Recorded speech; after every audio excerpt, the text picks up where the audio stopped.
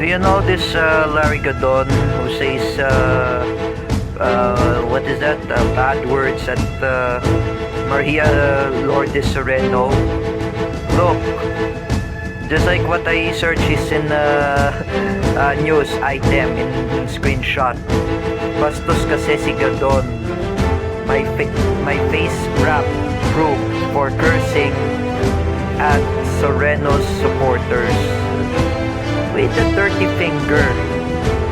Do you know this Larry Gadon use a dirty finger? That's an insult. You remember the time when I was in CDIFI before I was with class with Teacher May. The new student of Teacher Marisa named Michael Sarmiento has American accent. He do a dirty finger while he was there in the class. But I say, I never challenge Michael Sarmiento because I know he's a good friend, but I do not want to criticize him. I don't want to insult him. He always like that. We're using a dirty finger.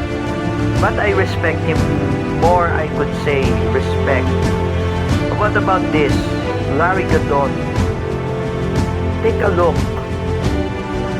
Is this how to be a good lawyer? Is this how to be a cabinet member of Bongbong Marcos named Larry Gadon who's doing a dirty finger? You know, Larry Gadon, you need to learn your consequence. Kasalanan mo yan, Larry Gadon. What is the disbar cases against Larry Gadon? After he was being disbarred as a lawyer, let's say, the dirty finger at Lourdes Serrano supporters,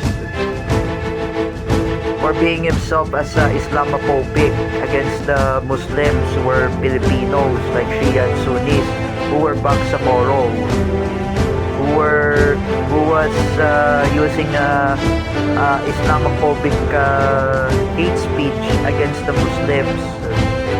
And another one like Larry Gadon who's saying bad words and Tagalog word PI to the Raisa Robles. Do you know that Raisa Robles? You say bad words. What was Larry Gadon says to Raisa Robles? Bobo ka, putang ina mo, Raisa Robles. Larry Gadon who says bad words. He's just like Nino Barsaga. He's just like Mark Domingo Cruz. That was the arch enemy of Jerick Silva. Is it right to say bad words with putting a dirty finger? Larry Gadon, you're a lawyer.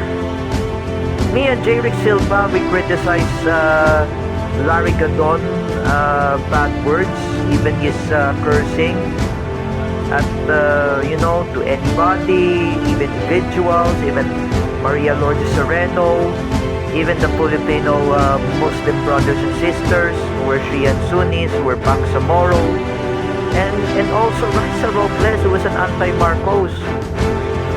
Why did you do that in the first place? No, Larry Gadon, before you think you curse anybody, you will be so. Remember, may kaso ka na, Larry Gadon. Just like I said, na-blotter ka na ni Raisa Robles. You know, there is a rap cases against Larry Gadon. You know that Larry Gadon during the pandemic, he put the facial face shield with the face mask while he was going to grocery during the COVID-19 pandemic. And Larry Gadon is always like this.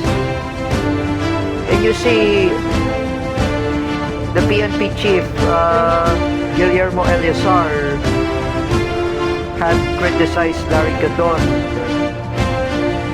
He putting a face mask into a face shield. That is really disrespectful in the pandemic. Just like I said before, You see that Larry Gadon, he has a police blotter during in violation of Bayanihan Hack or the Bayanihan Heal Act of 2020.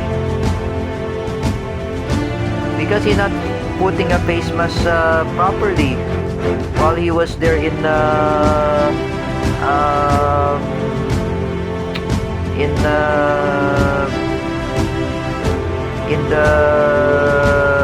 time he was in the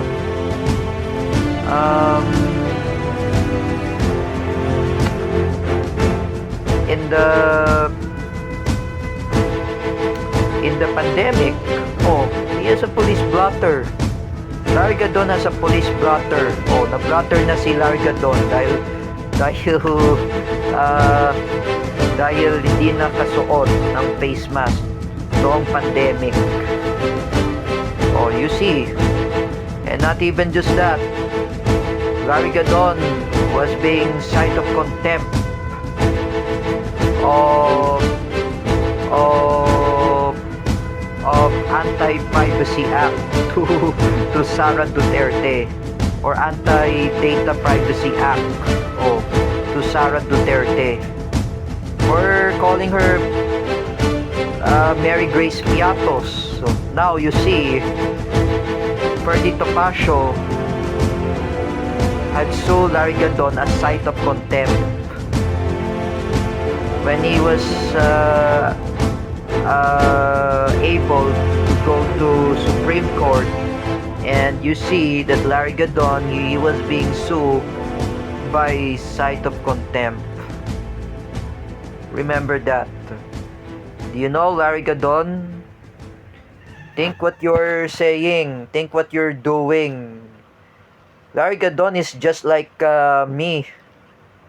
You know, the time he's just like really me, He's really a bully rather than me.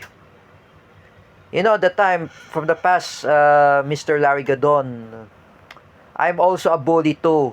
Oh, when I bully Luis Cabales, that is pro Aquino, when I made a fake account of Luis Cabales, this is my fault that I hurt Luis Cabales. And Luis Cabales says to me, wag mo ko guluhin, wag mo ko awayin, like he said before, when he messaged to Christian Mingito.